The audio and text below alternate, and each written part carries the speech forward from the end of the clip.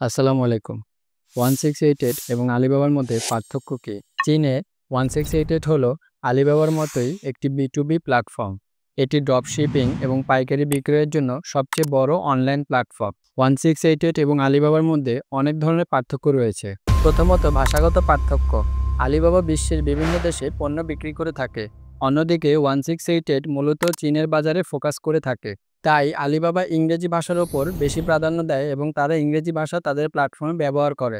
অন্যদিকে 1688 যেহেতু চীনের বাজারে ফোকাস করা, তাই তারা তাদের প্ল্যাটফর্মটি সম্পূর্ণ চীনা ভাষায় ব্যবহার করে থাকে।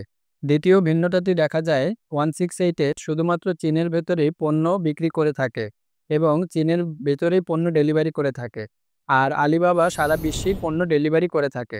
তৃতীয়ত, পণ্য ক্যাটাগরি এবং এসকিউর মধ্যে বিভিন্ন ধরনের পার্থক্য রয়েছে। 1688 এ আলিবাবার চেয়ে অনেক বেশি ধরনের পণ্য গুদামজাত করা রয়েছে, কারণ এটি সম্পূর্ণ শিল্প সংক্রান্ত বিভাগ এবং এখান থেকে হাজার হাজার সাপ্লায়াররা পণ্য নিয়ে বিক্রি করে থাকে, যেখানে নির্দিষ্ট সীমাবদ্ধতার কারণে আলিবাবার এ ধরনের কোনো সুযোগ সুবিধা নেই। চতুর্থত, পেমেন্ট সিস্টেম। আলিবাবা এবং 1688 বিভিন্ন ধরনের international payment support, credit card support, Alipay, bank transfer এবং সেফ গ্যারান্টি পেমেন্ট মেথডের মতো পেমেন্ট পদ্ধতিগুলো তাদের ওয়েবসাইটে সাজেস্ট করে থাকে।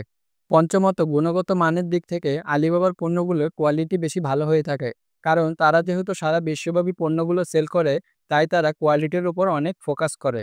অন্যদিকে 1688 আপনি নর্মাল থেকে শুরু করে হাই কোয়ালিটি সব ধরনের প্রোডাক্টই পাবেন, কারণ তারা চীনের বাজারে সেল করে এবং তারা মেনলি হোলসেলে সেল করে থাকে।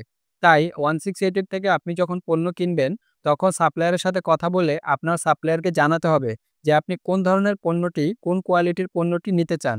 ষষ্ঠত, যে ভিন্নতাটি দেখা যায় সেটি হচ্ছে এমওকিউ অথবা মিনিমাম অর্ডার কোয়ান্টিটি যেটাকে বলে, সেখানে এমওকিউতে আপনি দেখবেন 1688 এ 1 থেকে 3 পিস পণ্যও নেওয়া যায়।